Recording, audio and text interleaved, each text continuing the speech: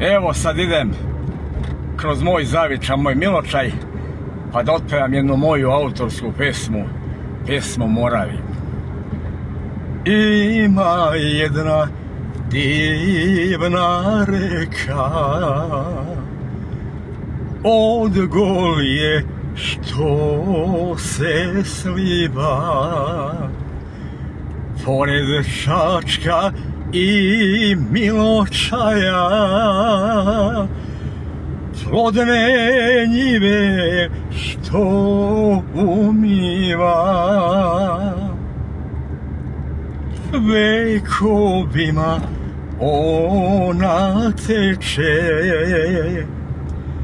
pesnici je opevali,